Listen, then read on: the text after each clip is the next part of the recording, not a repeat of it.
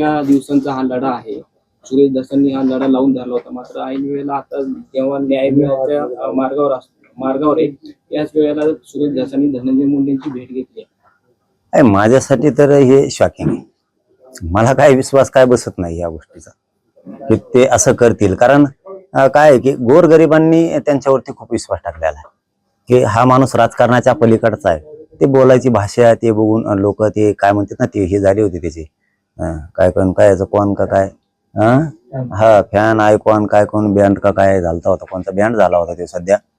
त्याच्यामुळे गोरगरिबांचे लेकरं विश्वास टाकत होते.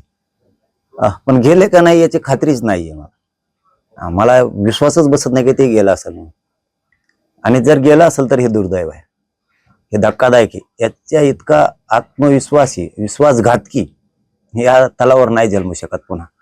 की ज्या लोकांनी टीका केली, ज्या लोकांनी यांचं राजकीय करिअर बर्बाद करायचं ठरवलं असं तीच म्हणणं, आणि त्यांनी तिथंच जाणं भेटायला, त्याचं काय तोंड बघायचं? आपल्या माणसं मारून टाकणारच, त्याचं काय तोंड बघायचं? इतका क्रूर माणसाला तुम्ही भेटायला जाता की ज्याच्या लोकांना खून घडून आणला, तो एकदाही त्याला देशमुख कुटुंबाकडे लांबून कावा नाही यावं नाही वाटलं? तुम्हाला कोणत्या उकाळ्या पाकाळ्या एवढी माया फुटली त्याची की त्याला भेटायला जावं वाटलं? काय कोमात आहे काय तिथं कोमात आहे? अरे इतक्या क्रूर माणसाला जर भेटायला जाता तुम्ही, तर या गोरगरीब मराठ्यांनी न्याय मागायचा कोणाकडे? देशमुख कुटुंब उन्हात पडलेलं आहे. झोपीत का तुम्ही? तुमच्या राजकारणासाठी, तुमच्या एखाद्या पदासाठी, तुमच्या स्वार्थासाठी तुम्ही इकडे तिकडे हिंडताल. ते उन्हात पडलंय कुटुंब, कुठं हिंडतो? नाही मग याच्यात यायचं नाही, तिकडेच हिंडायचं. इकडं समाजाचं बी वाह करून घ्यायला पाहिजे, समाजाचा हात पाठीवर पाहिजे, आणि राजकारण पण करायचं कोणचं एकच करायचं ना. मग इथं का बाकीचं नाहीत का? त्यांना कोणी बोलतं का?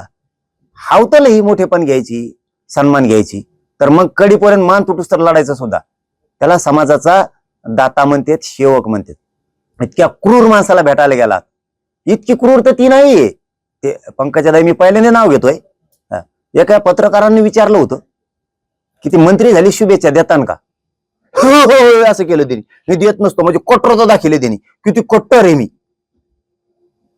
आणि त्याच्यावर मराठ्याची पोरं फिदा झाली, कारण मुंड्याच्या विरोधात लाट आहे, तिथं मराठ्यांच्या पोरांची लाट उसाळली याच्या बाजूनं. आणि त्याची इतकी तर क्रूर नाही. मग ही याला नुसते पाडापाडीचाच खेळ काहीतरी. तिथं शुभेच्छा देऊ शकला नाही, याने माणसंच कापून टाकलेत, त्याला भेटायला जातो का? ह्या मराठ्यांनी तुझ्यावर इतका विश्वास टाकला, गोरगरीब मराठ्यांच्या पोरांच्या तोंडात माती घालतो का? दुपारच औषध होतायला काळीच कापून देणारा प्रतितोलावरचा हा पहिलाच माणूस असू शकतो जर गेला असेल तर. त्याचं काय तोंड बघायचं? कोणत्या मराठ्यांनी कमी केलं? तुझ्या पक्षात होता पूर्वी, त्या पक्षाचे उपमुख्यमंत्री असताना एवढी लीड नाही, इतके मराठ्याच्या पट्ट्याने लीड दिली. कोणचं बहुमत पाहिजे होतं? 300 325 पोरं असायचे, त्याचं तोंड सुद्धा बघत नव्हते. त्या पोरांनी रात्रंदिवस काम केलंय. 73 गावं फिरवले त्यांनी, गुलाल फेकला तुझ्या अंगावरती. ज्यांनी क्रूरपणे हत्या केली, ज्यांनी देशमुखांचं कुटुंब उघड्यावरती पाडलं, त्या क्रूर कर्म्याला भेटायला जातो म्हणजे हे मॅटर 100% षडयंत्रात गुंतलं. यांना आरोपी सोडून द्यायचे, चार्जशीट फोडायचंय, आरोपी सोडून द्यायचे, हे मॅटर यांना पूर्ण दाबून टाकायचं. आणि दाबायला जसा खून करणाऱ्यापेक्षा, खंडणी मागणाऱ्यापेक्षा सामूहिक कट रचून जो घडून आणतो तो दोषी असतो ना, तसा सरकारपेक्षा जास्त धस दोषी राहणार. म्हणजे जे देवेंद्र फडणवीसने नाही केलं ते यांनी केलं. यांना तिरस्कारच आहे मराठ्यांचा. ह्या सरकारला मराठ्यांचा तिरस्कार आहे. फक्त मराठ्यांच्याच हाताने मराठ्यांवरती त्यांना वार करायची होती. जर सुरेश धस भेटला असेल तर 100% गोरगरीब मराठ्यांच्या काळजावरती वार केला त्याने. कुठेतरी तुम्हाला असं वाटतंय का की सुरेश धसांनी आता विश्वासघात केला भेट घेऊन? अरे विश्वासघाताला दुसरा काही शब्द आहे का? मी आणतो जरा. विश्वासघात माणसाला गोड बोलून नेऊन कधीच फसवू नये. समोर सांगावं मी तो तोंडात हाणणार आहे. मग गोड बोलून नेऊन फसवणं म्हणजे खूप मोठा दगा झाला. आम्हाला वाटलंच नव्हतं सुरेश धशीत अण्णा तो इतक्या लवकर गुडघे टिकीन. या अण्णा सगळे असलेच आहे का काय? त्यांनी सुद्धा स्पष्टीकरण दिले की मी भेट घेतलेली आहे, पण ही जी भेट काय मोठाडपणा सांगायला. पारिवारिक होती. स्वतः सुरेश धसांनी स्पष्टीकरण दिलं. पारिवारिकला चुलते पुतणे काय कधी? पारिवारिक भेट चुलते पुतणे. बारीक माणसं मारून टाकलेत कचाकची धन.